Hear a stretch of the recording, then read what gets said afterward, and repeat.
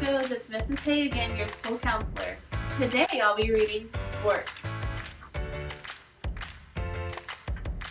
Spork was neither spoon nor fork, but a little bit of both. He had a mom and a dad who both thought he was perfect just the way he was. But Spork stuck out. In his kitchen, forks were forks and spoons were spoons. Cuddly customs were followed closely. Mixing was uncommon. Naturally, there were rule breakers. Knives who loved chopsticks. Tongs who married forks. But such families were unusual. One day after the billionth time he was asked, "What are you anyway?"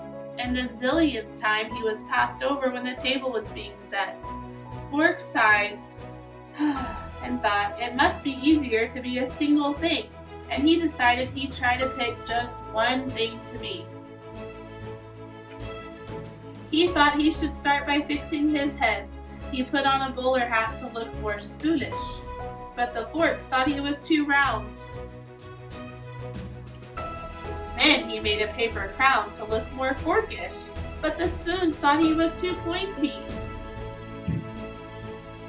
Spork wondered if there were other lonely creatures out there with no matching kind, who never got chosen to be at the table.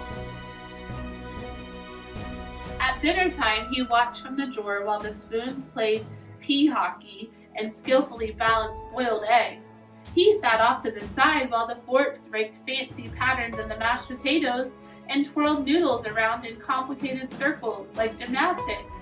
And at the end of this and every other meal, Spork looked on while the others enjoyed a super bubbly bath in the sink.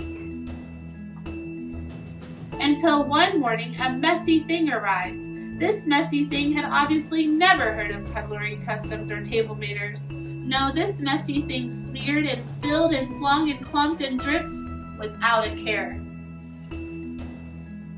"Wait," said the forks, but the messy thing did not wait. "Careful," said the spoons, but the messy thing was not careful. "Help," said the forks, while the messy thing continued to slop and splatter. "Quick," said the spoons. Now a fork may be good for poking and picking, and a spoon may be fine for scooping and stirring, but this messy thing with its slurpy and clumpy, half-finished food bits needed something else. Something that could do all sorts of things at once.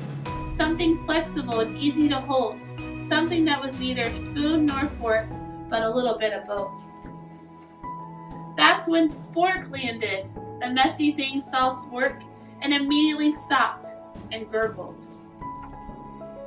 It grabbed Spork and held him motionless in his fist. It tapped him once and let out a cheerful shriek. It wagged Spork excitedly up and down. And that's how Spork finally and happily found his way to the table. Just a bit round, just a bit pointy, but just right. The end.